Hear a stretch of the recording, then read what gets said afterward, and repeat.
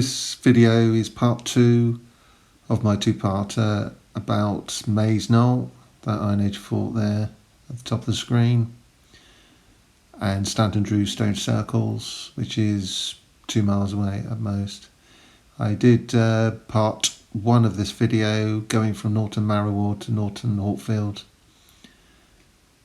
and then showed you some pottery which I couldn't date because I'm not good enough. Some pottery in the hills, in the fields going south towards Stanton Drew.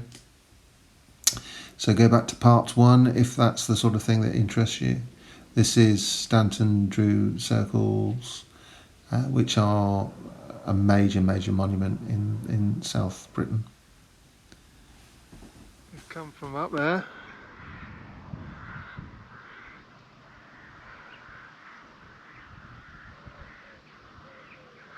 And down there into the village.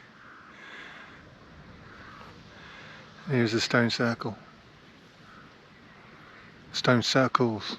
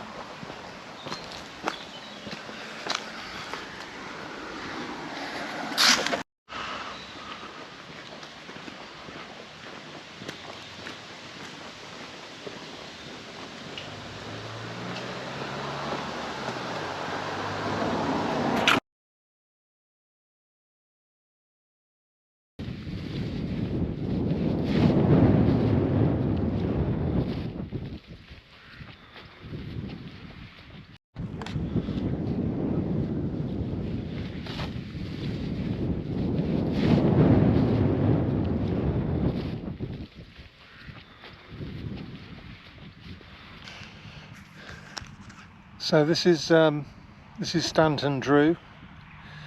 Straight away, if you're interested in antiquities, you should learn. Try and educate yourself about place names and how they might interrelate with the landscape. So Stanton means town of the stones. Starn it would have been something like Starnaton, in Old English times. So that's so,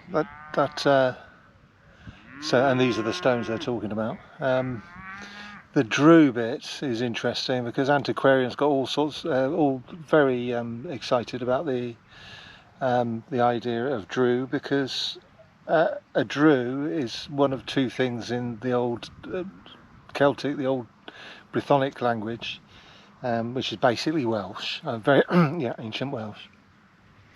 And a Drew is one of 2 things. It's a wren, that's a very small bird, or it's a druid.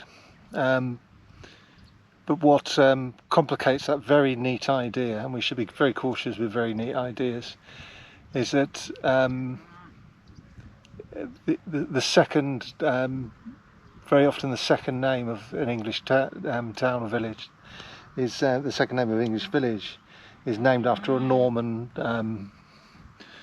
or medieval lord. So it would have had its old English name, Stanton, and then had the name of the lord. And there was a Norman lord called Drogo, and the way of and how that would have been pronounced would have been something like Drew. So that's that idea is too neat. That it is Stanton of the Druids. That's way too neat, and nobody believes that anymore because of that historic link with Drogo. But this stone circle, according to English Heritage, is 2400 BC. which is right on the cusp between the Neolithic and the Bronze Age, which very annoyingly, because around about 2400 or 2300 BC, something like that, a new language comes to essentially a new ideology comes. Well, a new language comes to Britain, and that's a very early form of Welsh, a Celtic language. It wouldn't be recognisable as Welsh to anybody who speaks Welsh today, but there is a direct line. This was talking about earlier on. There is a direct line from the Bronze Age. So either at this point when this was built, or just after, there is a direct line between them and the Welsh of today, and that's in the language.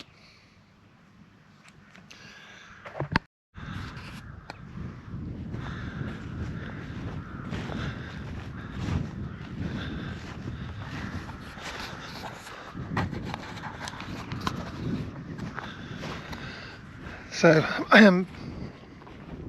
it wasn't just stones here. They had massive concentric rings of wooden posts, big wooden posts in concentric rings within the stones, and a ditch. There are 9 concentric rings within the main stone circle, each made up of dozens of wooden posts, really large ones.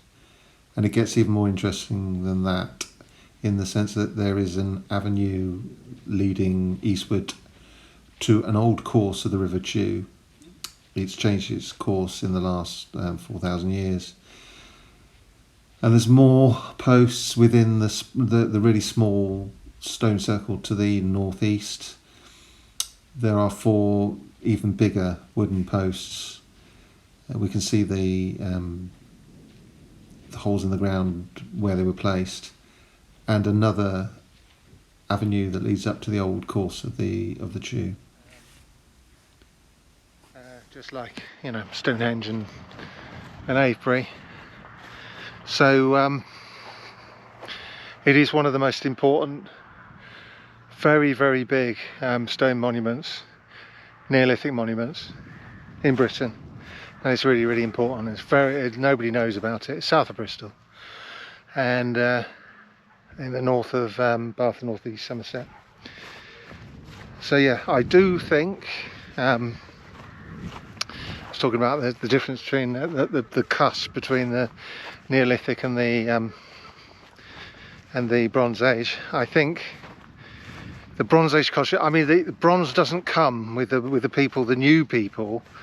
Immediately, sort of bronze comes sort of like 2200 BC, something like that. But a new people come that we call we find the bronze in round barrows, and the earlier round barrows don't have any bronze in them. But it's the same. It's a new way of burying people, and we know there are new people coming from Europe with a new language, an Indo-European language, which is different. Probably, who knows what language the Neolithic spoke, but we do know from DNA evidence that they displaced in some form the Neolithic people.